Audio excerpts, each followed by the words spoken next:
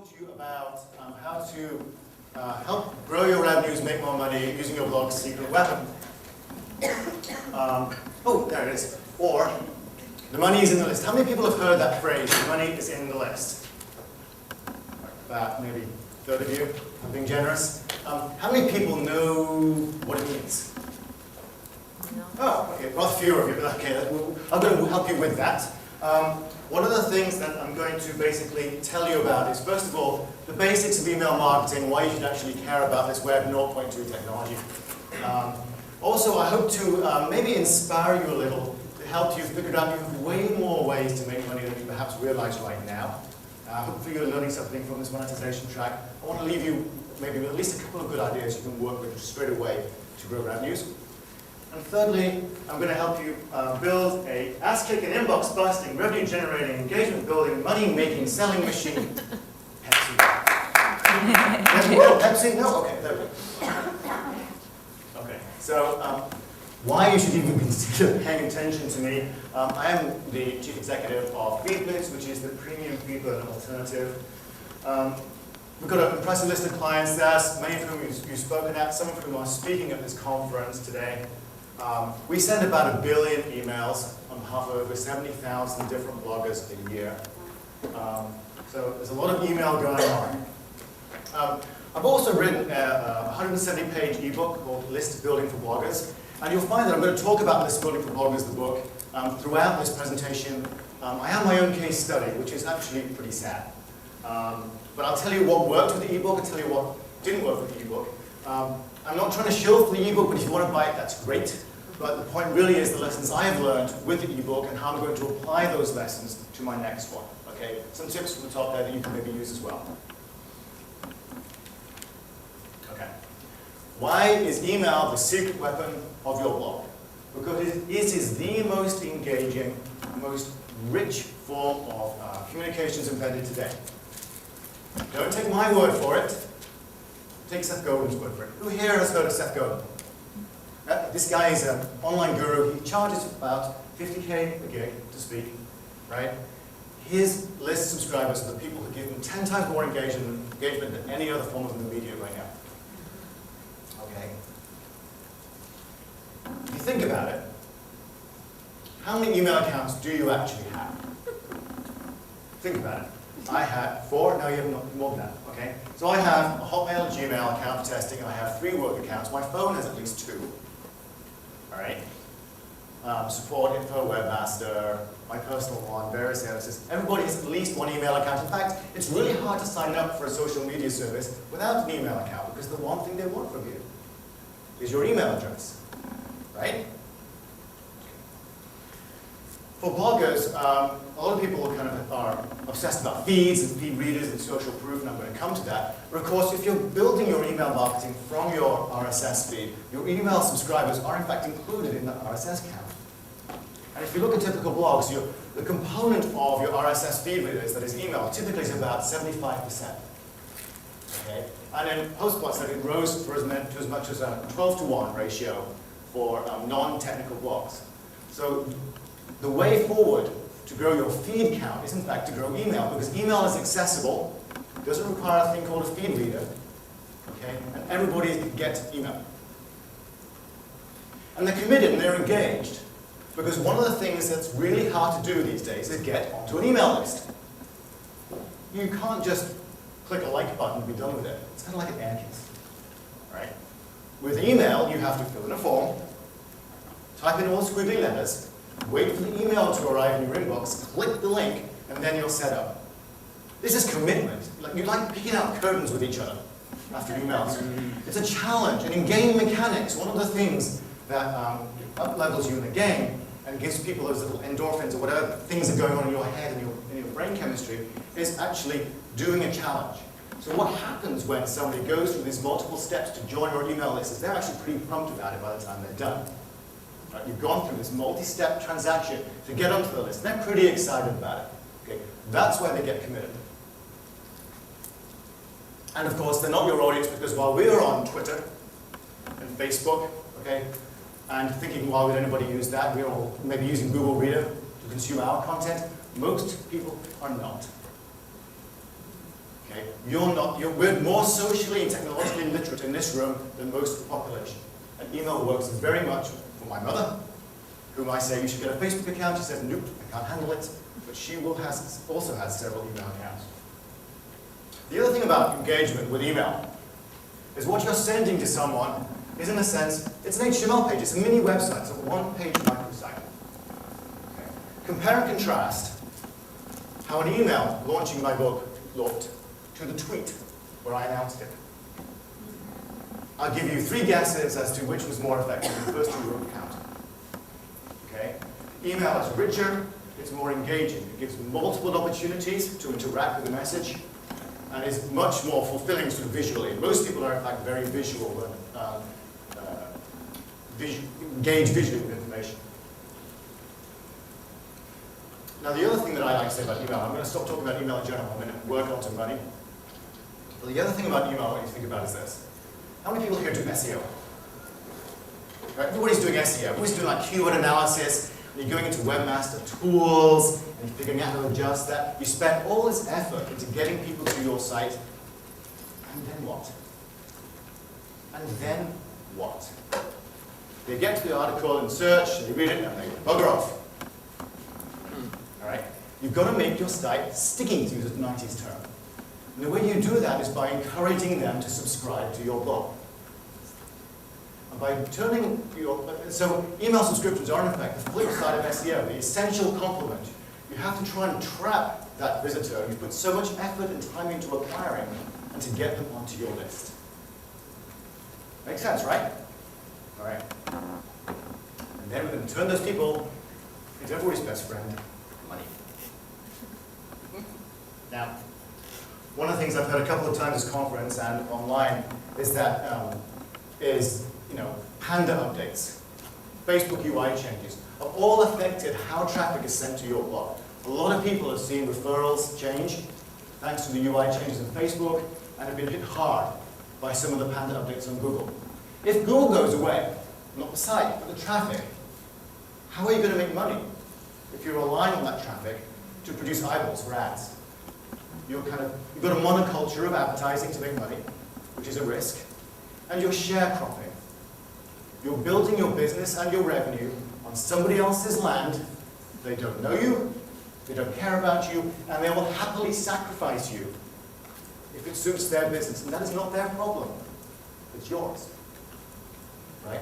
So one of the things you've got to do is understand the digital sharecropping risk and bring those people to your site and get them stuck into your list where you know things about them, who they are, and what they've done. And I don't mean to pick on Facebook or Google here. There are other places. If you're selling handmade products or whatever, Etsy, are you digital sharecropping on Etsy? Are you relying on Etsy or eBay for your traffic to generate money for your family? Okay, that's the risk. Bring them to your site. Own those visitors. Okay? Then you need to make them yours, because if they're somebody else's, they can go away in a heartbeat. Email is the way to do that. How many people here were upset by the way their clout scores plummeted recently? Nobody? Clout, man, I don't care about it, it's stupid. But there were apparently people who tied their clout score to their variable compensation this year. What did clout do? It just killed them. They lost their bonuses. Don't tie your income to something you can't control and have no power over. Right? The one thing you do have control over is your site and your list. Now, again, you're like, yeah, fail email, you're old, you're over 35, you know about social media. Anyway, right? I have a teenager. That helps. But look, let's pay attention to the leaders in this space, okay? Brian Clark, coffee blogger. Everybody who knows Brian Clark, yes? No? Who here knows Brian Clark? Yeah. Come on! Hands up. He was a keynote speaker here at Las Vegas a year ago. Top right, free updates. You're asking for the email subscription every page. It's above the fold, upper right, unambiguous, clearly visible. It's not hidden by team with a little envelope icon. He also has social proof.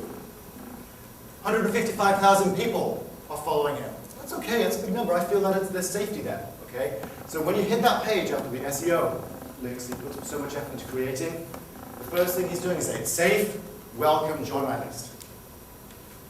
Dan Rouse, keynote speaker to this conference. Top right, subscribe to the newsletter. Email is ahead of Come on. There we go. Email is ahead of RSS, Facebook, Twitter. If he wants to know who you are, he's got social proof. Oh, there it is. There we go. Social proof. 240,000 readers. Okay? Subscribe here, join. These nice, warm, friendly words are helping people join his list.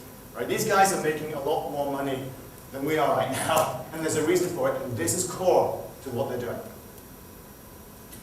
Another industry leader, not quite a blogger, perhaps more of an internet marketer, John Chow. Okay, I'm starting to sound like a broken record, but I want to make the point. Subscription form, top right, above the fold, before everything else. Okay, doing something slightly different here, but we'll talk about social proof, lots of safety in numbers. Okay, asking for name, don't get that from an RSS feed, asking for the email address, and yes, I want to learn how to start making money right now. Well, who doesn't? That's why we're all in this room, right? Okay?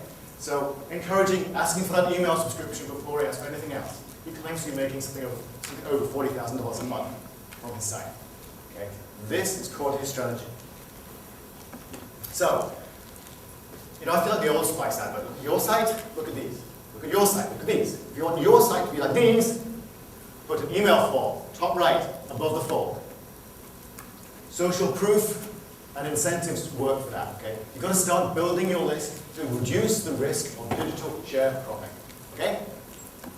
Everybody say yes, Phil. Yes, Phil. I love you guys. All right. Okay. And now, Can you go back? What? Can you go back to that last slide? I'm sorry. Go back to the Can I last go back to the last slide? Yeah. There it is. Don't worry, this is on SlideShare.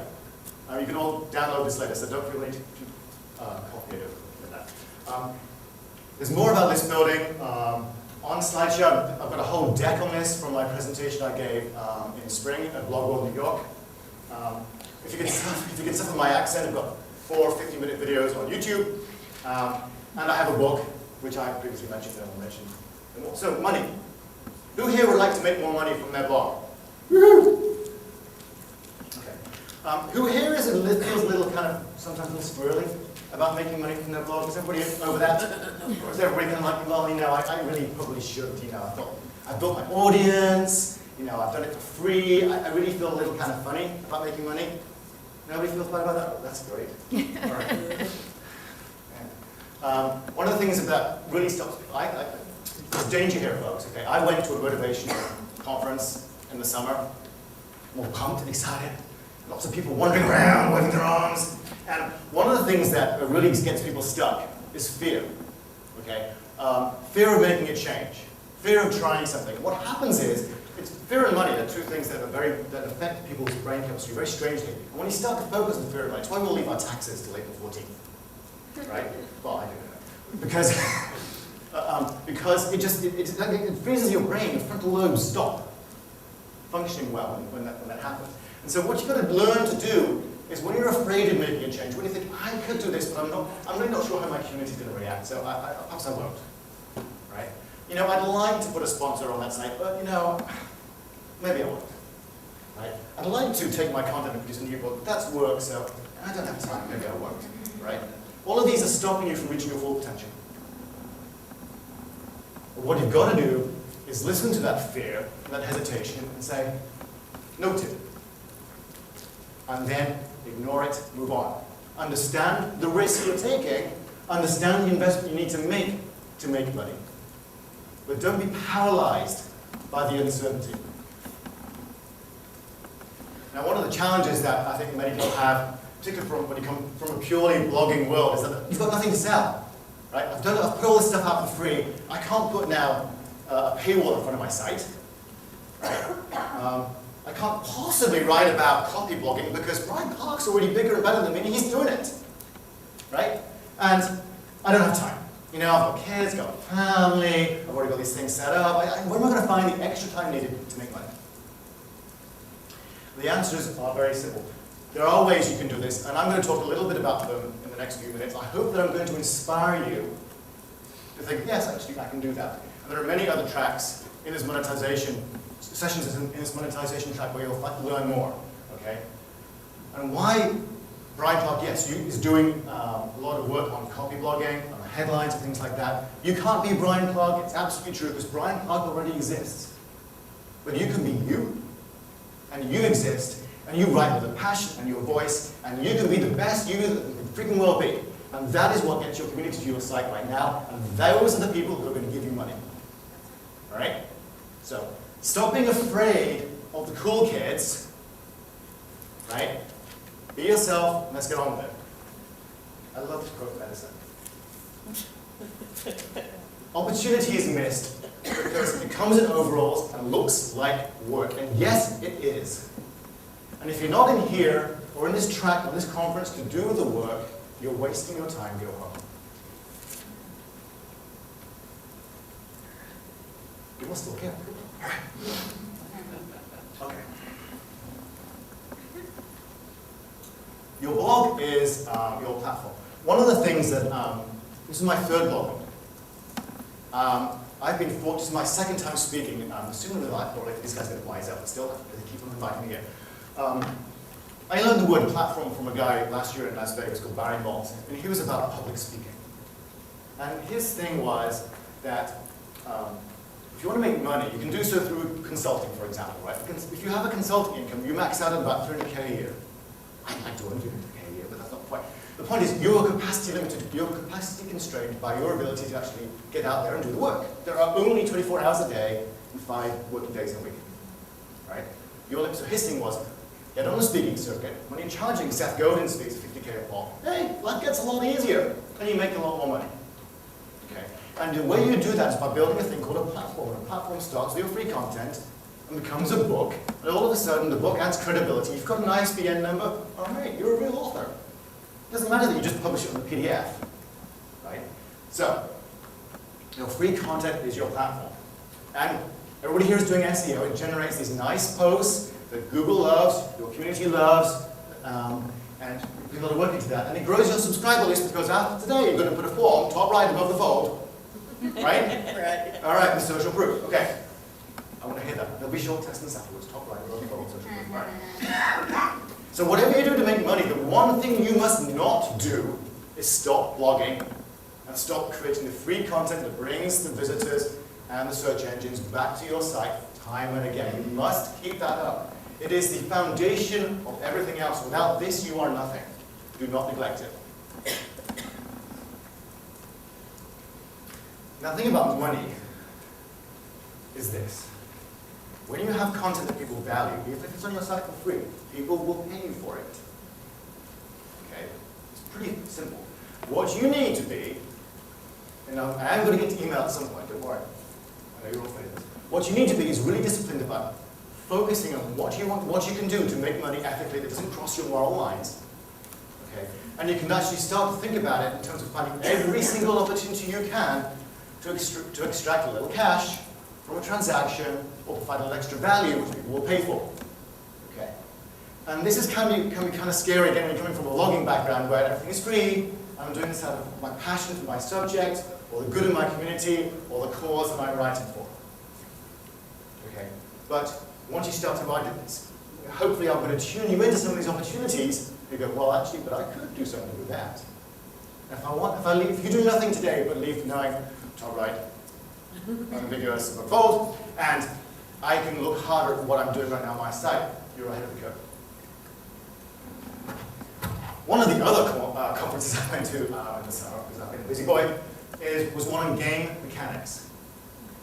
Game mechanics or gamification is the application of all the things that teenage kids like to do, and many older ones in playing games, in terms of people are engaged. My ADHD son will spend hours on the computer, giving it his complete attention, playing a game. Games are addictive. They fire off the same neurochemicals in your brain that opiates do. Okay. So the question is now, gamification is a way of taking that game mechanics, the approach of taking on missions, winning points, up-leveling, and again, to your business, to your site, to make it more engaging. It turns out there are 4 basic kinds of people in the world. Killers are about 1% of the population. And the killer will basically do anything they can to advance themselves and will happily poop on you on the way up. Right? In fact, they get a kick out of it. If they can deny somebody else an opportunity, right, that's great. These people are not team players. right? But they're typically very advanced early adopters. Okay? About 1%. Achievers are about 10% of the population, and they like to have rewards. They like to be leaders, but they're more friendly, and they will share the fact that they are winning with badges. They like to be recognized.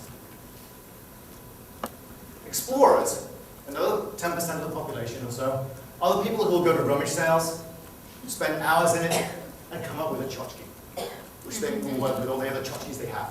And they feel really good about that. And what they like is the process of exploration. It's the journey, not the end result. Gets these guys their kicks, right? 80% of the people, I know that doesn't add to 100, but I'm going to call it rounding errors, right? 80% of the people are social. That's why we're here. They are not the early adopters. They are the followers. Most of the population wants to know it's safe to go there, and they will go where these other few categories lead. So you can start to tune your messaging with these different kinds of categories. And you can tune the products you sell based on your free content for these people. So how can you monetize yourself? One of the things that really works well is convenience. Repackaged content. I'm going to talk a lot about these categories more deeply further on. Productize is an interesting one, so is power. Okay, these are basic categories of things you can take your free content and your site and community and turn them into money. So, repackaged content. The ebook is a prime example of repackaged content. If you're not working on an ebook right now and you're in this conference room, here's the thing, write an ebook.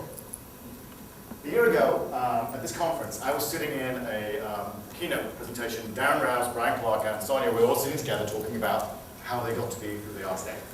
And one of the things that Darren says, well, I got my photography site together and I turned it into an ebook and I threw it over the fence, and the first week he made something like 100K.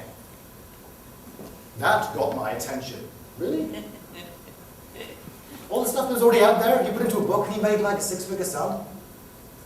By the time that session was over, I had my ebook outline on my legal pad. Okay. It turned into list building for bloggers. Tragically, I'm less popular than Darren, did not make 100K, but that's not the point, right? The point is that you can do this, and it's actually very easy, probably based on the content you already have on your site. It also makes another point that is essential to your success at this conference and in this track in particular. You have to leave this conference and you have to do something. You have to take a lesson and apply it to your site and make something happen. You have to start. If you don't start, you're not going to finish. If you don't finish, you're not going to make any extra money. If you do nothing else but pick one thing, okay? Pick one thing and start it. Make a commitment to yourself to do that for the good of your families, for the good of your businesses, for the good of your process. Let me hear say yes, Philip. Yes, Philip. Yes, Philip. Oh, louder, come on! Yes, all right. Amen. Hallelujah. All right. How can you find that ebook? Okay. You may have already written blog series, 2 or 3 posts, 4 or 5 posts. You may have a theme that happens every Monday. If you've got a Magic Monday theme, maybe you've got 20 posts you can pull together. If you have categories, all the posts in the same category are related, you can turn that into a book. You've got that core content. All you have to do is edit it. It's a lot simpler, though not easy. It's a lot simpler than creating it from scratch. So this blog is my case study. All right. Here's the thing. 170 pages. All of the chapters, well, one, were already on my blog before I published this book. It's a 170-page PDF. Anybody who really wanted to could have searched and found it all for free. Pretty much the same content, 95% of it. Yeah, but 95% fly too. Look at us, we're all humans. Okay? 95% of it online free. I have sold $10,000 worth of books. Average price $15. I think I screwed it up. I think I could have made a lot more, and I'll tell you how. I'll tell you why, and how you can learn from my mistakes. But the point being is, the buyers of this book were not stupid. Many of them knew the content was already there. What they value was the ability to have it in one place, in a simple-to-use document they could take with them, read it on the plane, print it out. That had value, and it's worth about $15 on average. Okay? It works. You can do this. And you're not screwing these people simply because you've already published it free. Nobody's holding them at gunpoint saying, buy this book. Everybody chooses to research the book, whip out the credit card, and make the purchase. Right? It's okay. You can do this, and it's easy. It really isn't hard at all. Now, what have I got with these buyers? I've got them in an email list. I'm working on my next book. What am I going to do with it? Well, I have a money-back guarantee on this book for bloggers, and it's been called on 3 times. So I think, since they've read it, these people like my books. Well, I'm going to offer them a deal on my next one. I expect many of them to buy it. I expect many of them to give me quotes and to refer it. I'm going to sell to my buyers, I'm going to sell through to my affiliates, and now all of a sudden I've got a captive audience because I own them, not Google, not Facebook, but me. Right? And that's how I'm going to jumpstart the revenues from my next book. Got another one coming over from another author. I'm starting to build a little for bloggers series, so if you're interested in writing, let me know afterwards. Okay? And now I've got 2 or 3 titles I can pull together. I can bundle them. It's convenient. I can charge one price for all 3. I can make a deal. Or you can buy just the ones you haven't got yet for a different price. I can go all QVC on these people. Right? You can too. Nothing I'm doing here is magic. I'm not that gifted. I wave my hands and talk in an accent. But really, I'm not that good a writer. But you can, I can do this and you can too. The other thing about content is that once you've published it and everything, you can start to take the first few chapters. Now, you join my list, you get the first 3 chapters of my book, valued at $25 for free. That's a deal. Incentives work. You can now start to do this. You grow your list, you get more people, you can sell the next one too. Maybe the people who join that list will then buy the real book, and I'll get to how you do that later. Okay, affiliate programs. Who here is an affiliate of something like Amazon or their favorite retailer or shoes.com or flowers or whatever? Anybody? Yeah? So you get a check every month. It's probably about, I don't know, unless you're a really big site, it's maybe $10 a month, 25, something like that. It's really hard to make a lot of money with affiliates. It is something you can do. If you're going to make money with affiliates, be careful who you work with. Make sure you understand the program. Everybody does Amazon, apparently. I think their affiliate program stinks because if they don't buy immediately, you don't get the revenue. And don't forget the FTC is closed, is closed, is closed. But it's really hard to make a lot of money this way. Unless you're a really big site. You need a lot of traffic to make money from affiliate sales. If, however, you're doing this, make sure you put affiliate links in the first paragraph of your posts. And probably the last 2. Okay? But the first is important because if you send abridged content to your RSS and email subscribers, right, because you want to drive them back to your site because you've also got AdSense running there, make sure that your links in that first paragraph so they get those links. And if you're and by the way, subscribe to your own blogs via mail. Because it may turn out that if you send abridged content, your links may be going bye-bye along with everything else. Make sure that actually those links survive the truncation process. Okay? Who here is not subscribing to their own emails? Oh, come on, I know something. Be brave. No? All right. No walk of shame today. Much more interesting is when you are the vendor and the other people are affiliates for you. Because what they do is they shovel money into your bank.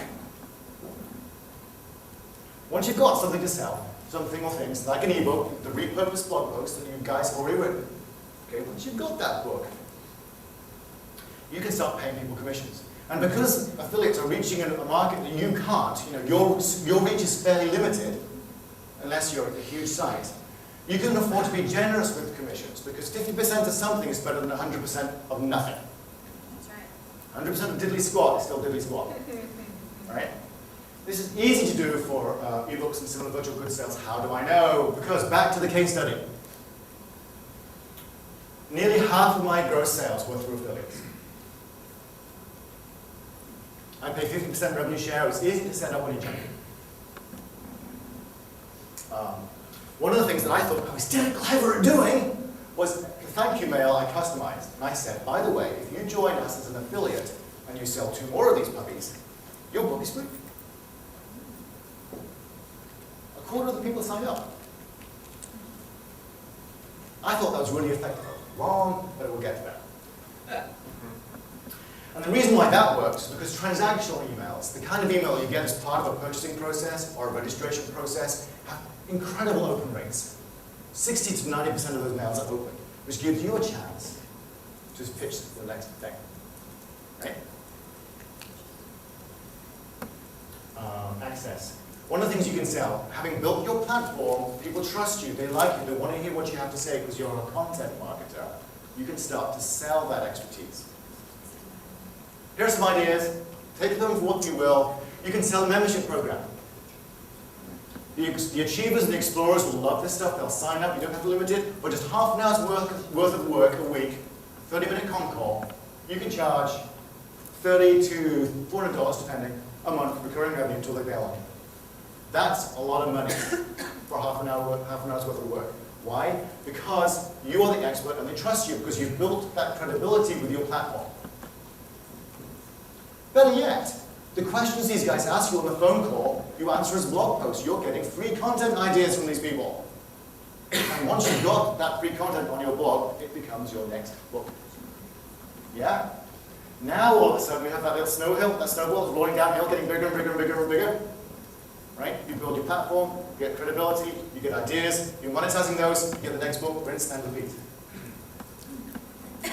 Coaching calls are great for killers. I've only got 10 slots. It's a year's commitment, X thousand dollars. 10 people pay you X thousand dollars, that's a lot of money. By the way, every slot they fill, somebody else is not getting it. That feeds into the killer personality because they get to march up and all the other schmucks who didn't sign up in time. Right? So again, same deal, coaching, one-on-one, more work, greater value, focus. You can monetize that free content by fundamentally becoming a coach. And training, you can do it, go in person, go to your library, go to a nearby hotel, have a class, charge people 10, 20 bucks, whatever. Do it for free at first. Build a presence, build a reputation, then monetize. Do a free seminar, by the way, here's my book. Sell copies in the back of the room.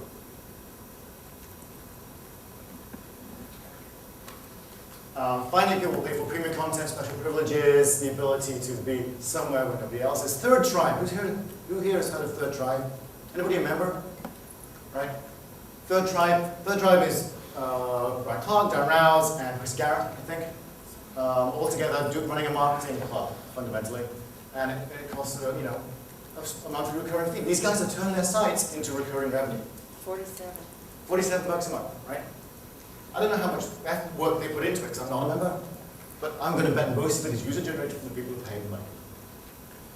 It's a great deal for them, and you can do the same. And it doesn't matter that they're huge, right? You can be a course marketer for your local church, whatever. If you have our expertise in building your ecclesiastical community, right?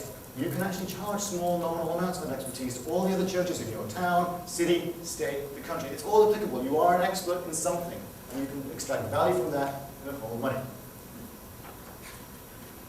And consulting and speaking, I attended this one session, and then I've now spoken at 2 Blog Worlds since, based on the platform that I built from the first one. Again, apply the ideas, make it happen. All of a sudden, you could be standing here looking at all the people staring back at you. Right?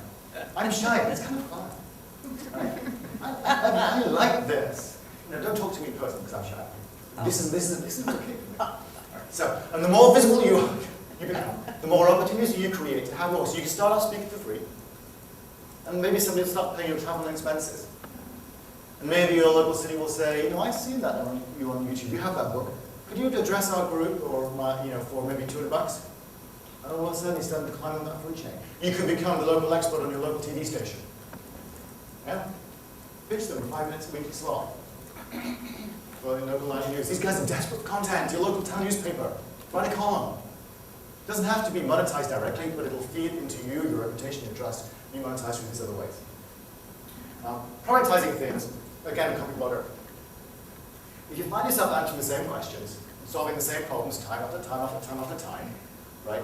What you can do is make a software product or a physical product out of that and sell it. These guys are doing very nicely, thank you, from the thesis and genesis themes which are paid for and the premise sales template. Brian Clark tells you how to write good sales templates on his blog every freaking day of the week. It's 130 bucks. I paid because I didn't have the time. I didn't have the inclination to go searching through all of his content, and there's a lot of it, to find what I needed to say. I wanted the WordPress plugin which said, write this here, tell this story, finish. That's value. I'm happily paying that money because it worked. I sold $10,000 worth of books. from the sales company, from one lousy page, the sales company. Okay. Value, packaging, convenience. I'm going to wrap this up and I'm going to get to the email part, how you can actually use this technological email to make the most of this. I'm telling you, who here is using AdSense or a similar ad network? Yeah. Who here is not using any advertising at all? Okay, why? You just started? Other goals. You have other goals, that's okay. Sometimes you have also blogs where AdSense policies do not let you put ads on the site. So if you're a sex blogger, right, AdSense is a bit like, no. No, thank you. Thank you. Yes? On my professional site, I want people to buy my ebook or buy my services, and I'd rather have those people buying from me than clicking away to a competitor's ad. Right, so there's another topic there, which is I'm selling ebooks and I don't want ads to send traffic away. That's fine. You don't have to do all of this, by the way. I should say, pick, plumb 1 from 10 and go with that. Okay. But if you're using ads, think once you get to a certain size, there may be more focused ads, ad networks that work better for you than say just vanilla AdSense. There's actually now a homeschooling ad network, right? Which will pay better than vanilla AdSense, I expect.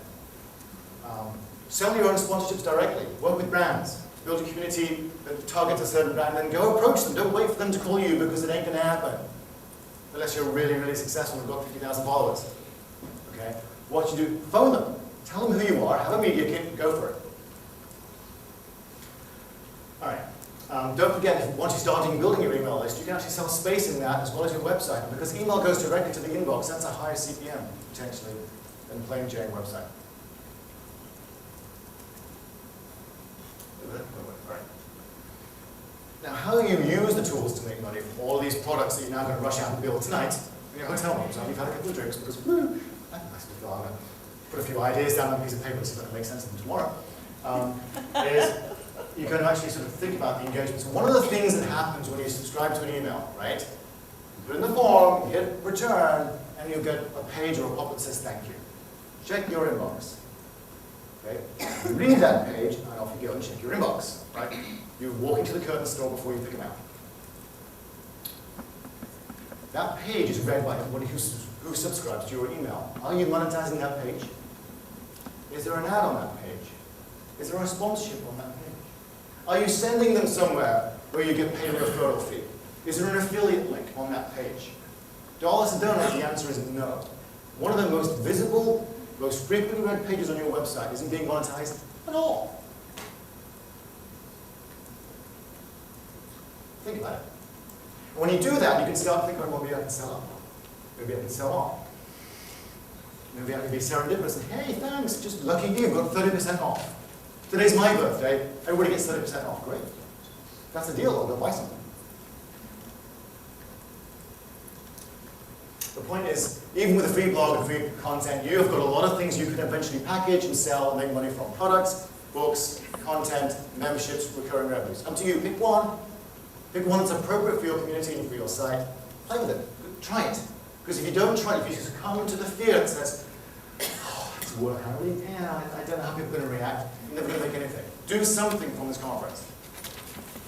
I used to have a math teacher when I was in high school in Britain, and he said there are 2 core rules about taking exams. Rule 1, read the question. Rule 2, answer the question. Okay? Ideally the same question. Okay, there's a third rule, which is don't panic. But that's right. So, keys to being successful. Find what you can do that gives you the most bang for the most buck the most quickly.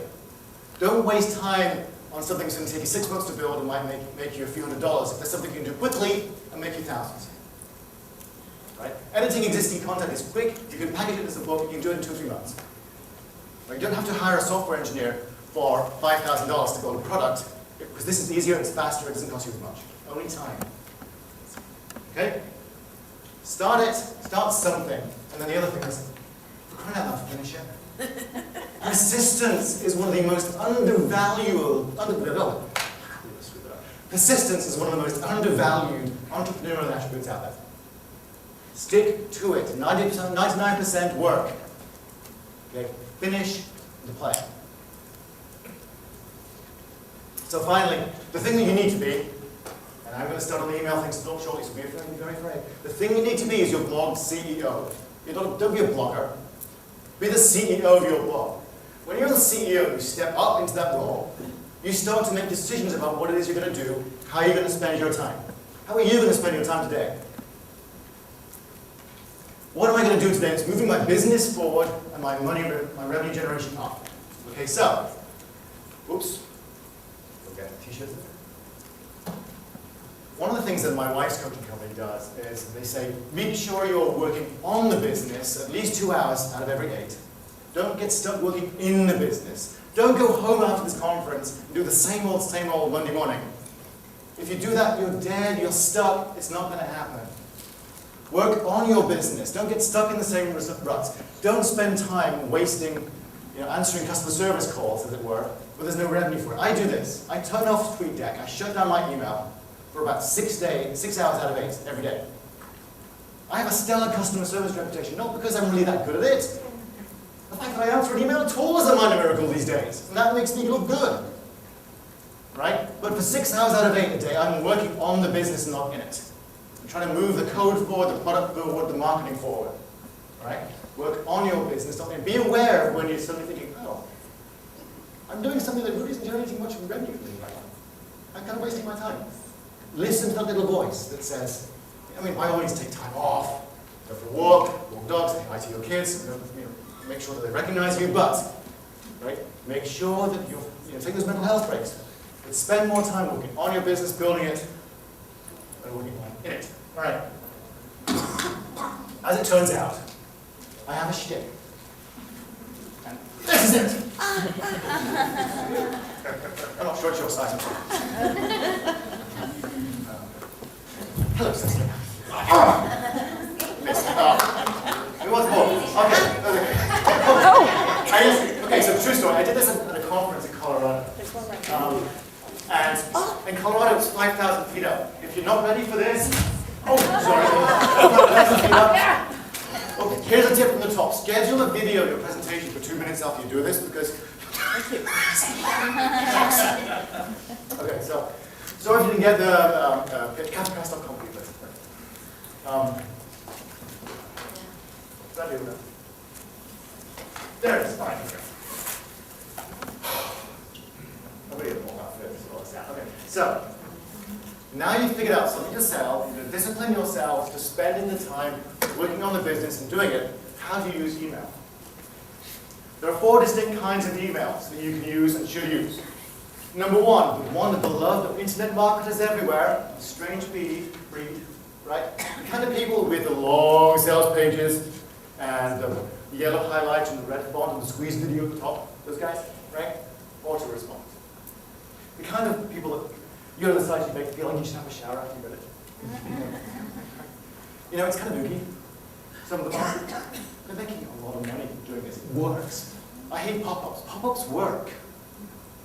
Right? So, when you do this kind of stuff, make sure you don't cross your own, pain threshold, as it were. Don't cross the line where you'd be uncomfortable visiting your own site.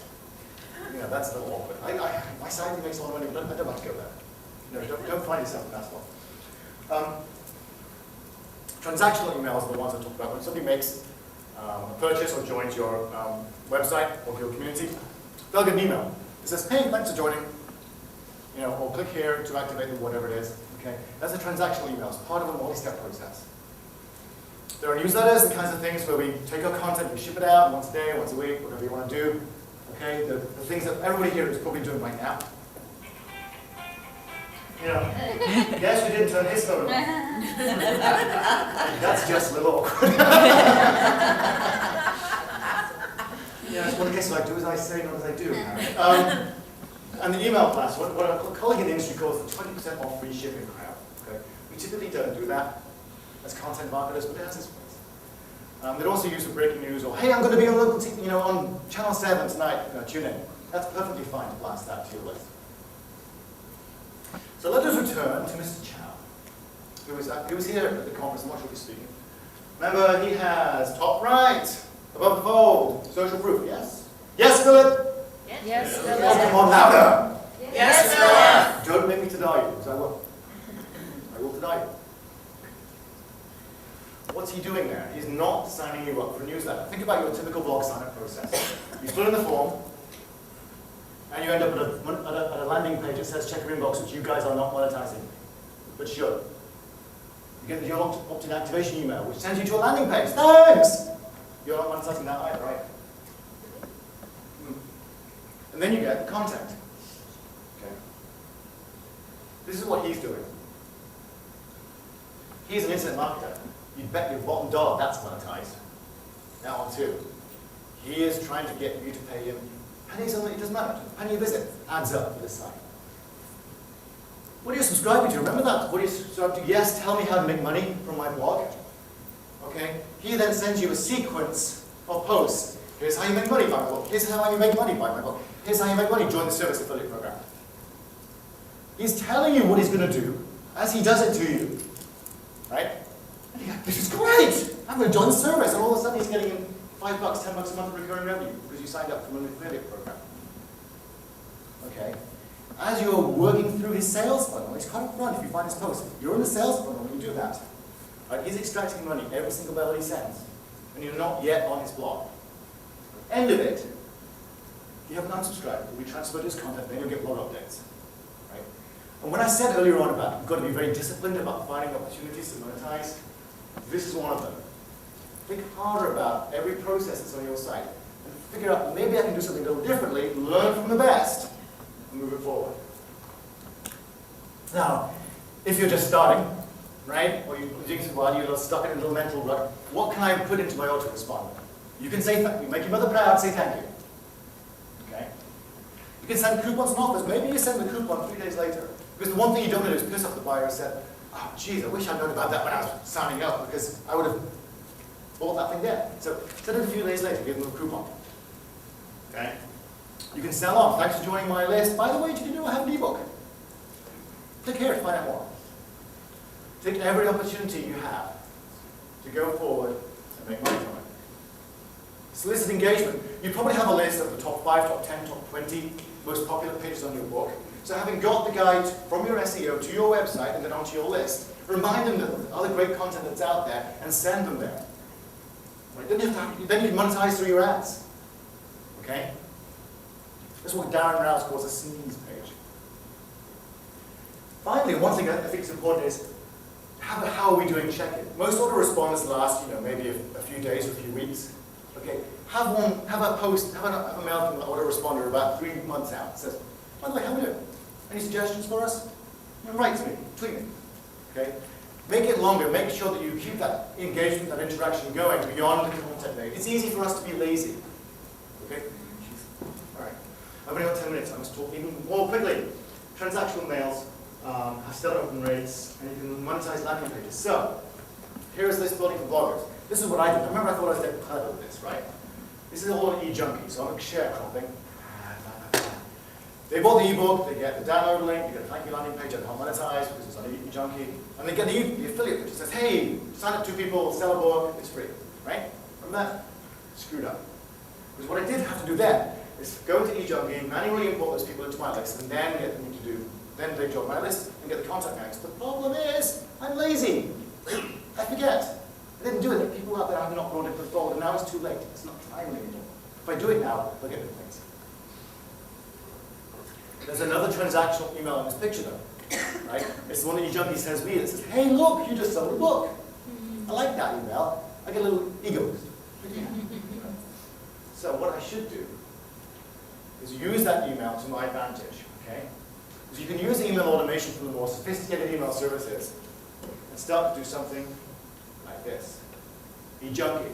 They still get the third email pitch, but that email now comes to me.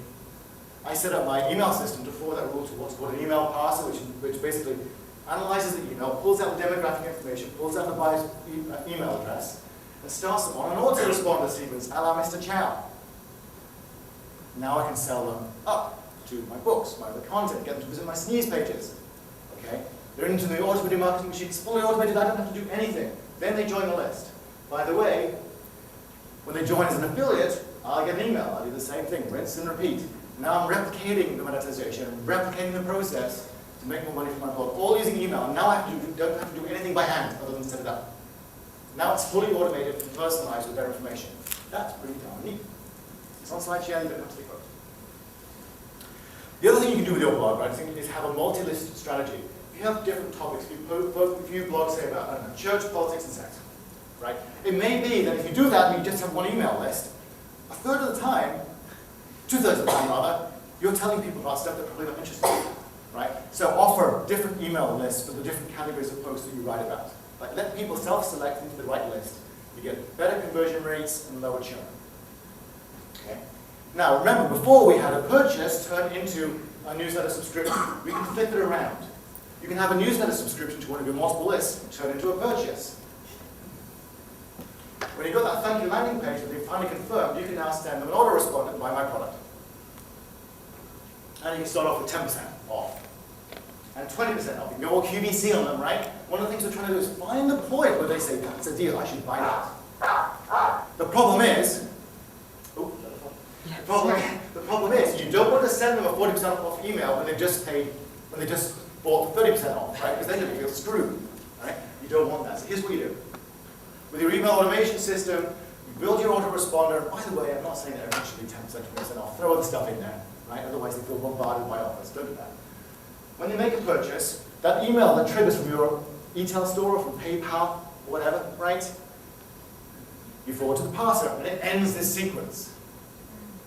Right? So now it stops. I don't know how many people got 20% off Blog World emails. I was already a customer. Don't do that again. I don't hear from you again. What do you pay? Okay. So you can use email automation to stop that. You're getting the best value that you can from that customer because you finally triggered their purchase from the content, but you're not making them feel screwed by continuing to bombard them with discount offers.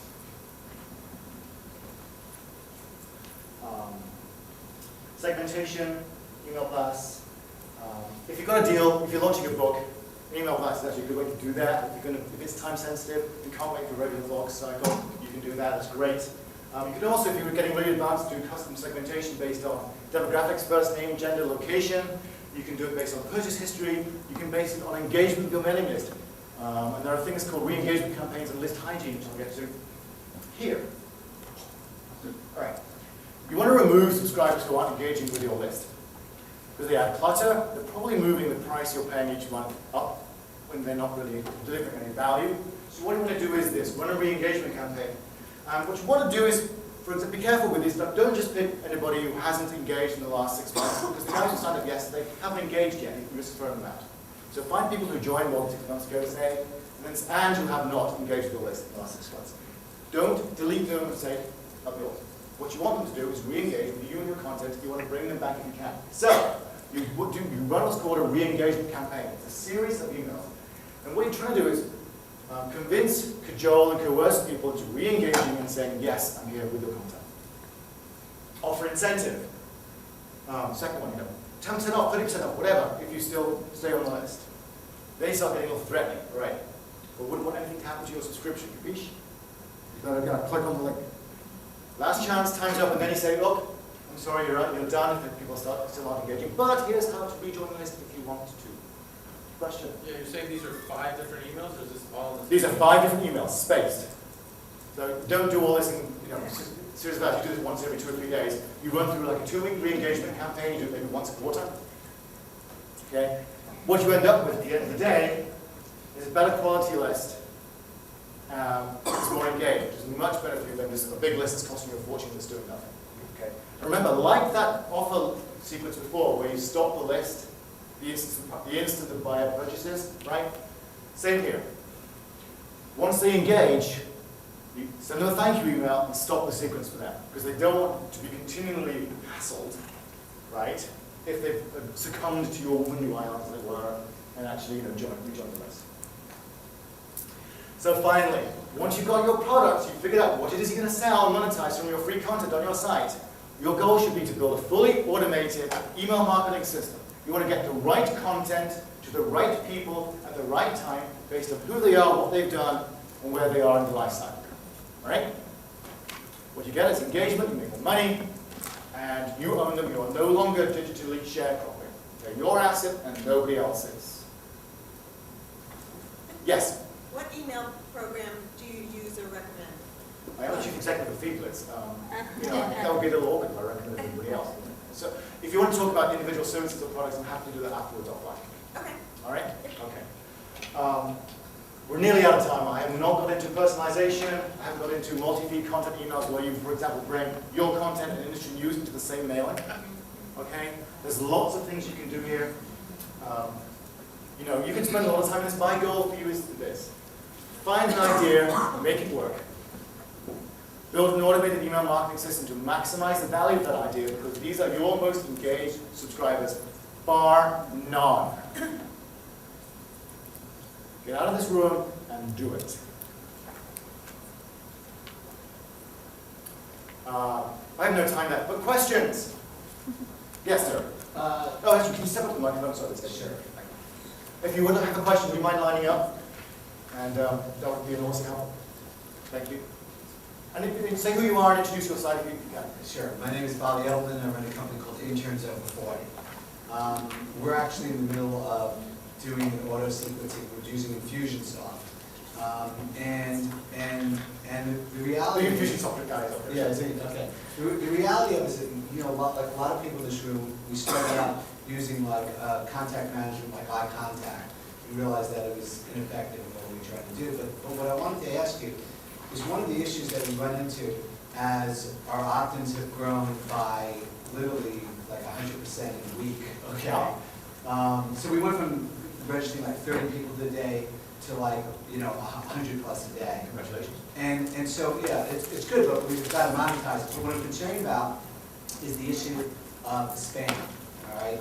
And when you put people in a sequence, and when you do it and we tried this for the first couple of weeks, and you start getting people getting even 2 days or 3 days of message, they then mistakenly start calling it spam. So I don't know how you deal with that issue. All right. And I'm not worried about opt-outs, that's fine, but spam is a real tough one. And there's a couple of there's one golden rule about spam, which is it's in the eye of the subscriber and nobody else. It doesn't matter if they opt in with the dual opt-in. If they decide that you are spamming them, that's it, game over. Then it's their right to make that decision. The way you avoid the risk of spam is you are sensitive to their needs. If people subscribe, if you send an email once every 2 days in the sequence and they're telling you spam, that's a metric you can use. Make it once every 4 days. Adjust the timing to reduce the risk further down the pipe.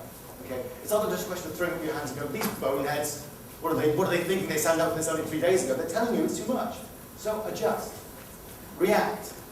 Right? Having taken that step. well, we did, and the rates went down, but I still, if you're used to sending a newsletter out, okay, once a week or twice a week, your spam rates typically, if it's a very focused list, are less. And Yeah. so the concern is what's the impact have on open rates and on, eventually people identifying as spam. Your mileage will vary, and it depends on your audience. So, certain age groups will react differently, certain demographics will react differently. Listen to what they tell you as they vote with their feet and adjust. That's all you can do. Experiment, measure, experiment, adjust. Next question. On the issue of open rates, can you talk a little bit about that? I mean, you mentioned some stellar open rates, but what about some numbers? What are expectations for open rates? What about click-through rates? What about closing rates? Can you talk about Really? benchmarks? It varies by industry, it varies by content. For example, the more emails you send, you're probably going to find that open rates decline a little bit because people will kind of start to tune them out. So you do need to be careful with that. Transactional emails have open rates of 60, 70, 80, 90% because they're part of a process the user is currently engaged in. If you start to have people drop off your list, a number of services will tell you why, or ask them to tell you why. It's a simple survey. I'm getting too many emails. I'm not getting enough emails. Right? I moved on.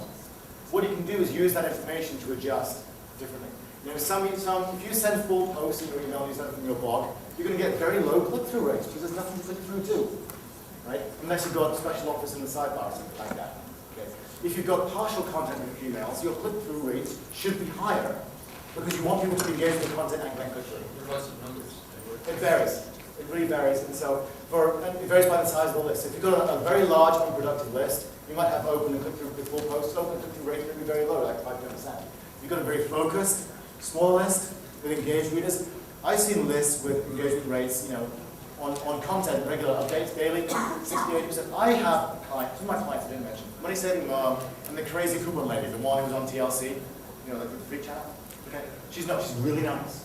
Her list is growing by tens of thousands a month. Okay, I get that. If a mailing is missed for some reason, I get emails from people wondering where the heck it's gone to. Right? That's how engaged they are with the list. So if your content is relevant, and if it's solicited, right? Because we are content marketers, we're delivering the value these people join for in the first place. Every blogger's open rate is probably streets ahead of the 20% off free shipping crowd that's going to be bombarding your inboxes from now until Christmas with holiday offers, right? So again, the thing you need to worry about with your open rate is if it declines from where you start from. And push it north and test using A/B testing, subject line testing, different images. Move the open rate north, no matter how much your list is growing. Okay? The trends will matter. Okay? I realize it's not the answer, but I can't say the benchmark is 50% if you're not getting that because it's not true. It really depends by industry, your content. I think that's my cue. Thank you very much. My name is Phil Hollows. Thank you for listening.